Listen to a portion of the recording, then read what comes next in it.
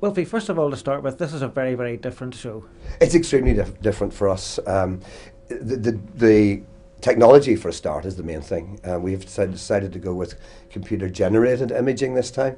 One of the reasons for that is that this particular show is terribly episodic in that 1 minute the script says you're in the street, the next minute you're in Cratchit's house or you're in Scrooge's bedroom.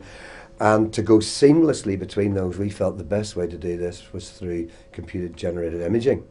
The interesting thing is that some people think it's like the old back cloths you used to drop in, and of course that couldn't be further from the truth, because all of these images are animated, so that when we're in the London streets it looks foggy. You've got gas lights flickering away, or we have Christmas trees with candles on them, so the image the audience is getting is one of kind of reality, really, rather than a painted cloth. So it's absolutely perfect for this particular show.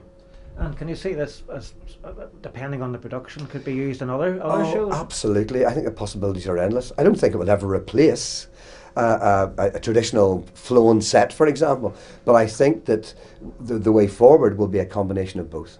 So that you may have a traditional set and then a screen behind it, so you can project an outside scene or people walking into the distance, merging it with doorways so that they can walk through the doorway. Endless possibilities.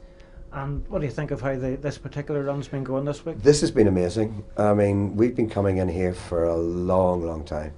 And the general feeling has been that, it's our best show to date.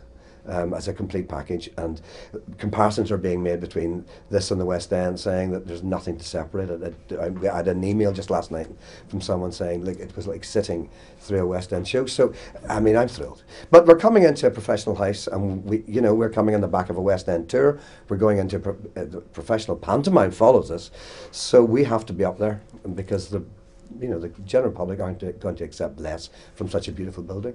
And what about you? You were telling me earlier that you've been involved with the Belfast Operatic Company for about 30 years. About 30 years, yeah. Has there always been a consistent stream of local talent, people wanting to be involved in amateur theatre and drama? Yeah, Belfast Operatic have always had a fine tradition. From the very inception, when they were in a church hall, through to later years when they were setting the benchmark in choral work and winning numerous awards for it as a result.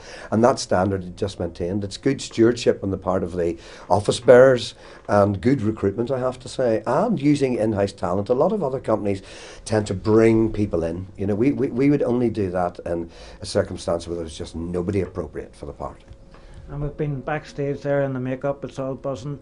I mean, people probably don't realise the work that goes into something like this, the number of people involved backstage to put it all together. Yeah, it's that whole thing about, people talk about am-dram, the amateur thing, and it conjures up an image of a church hall or some little thing. You can't come into a place like this and not. We in this particular show have 90 people.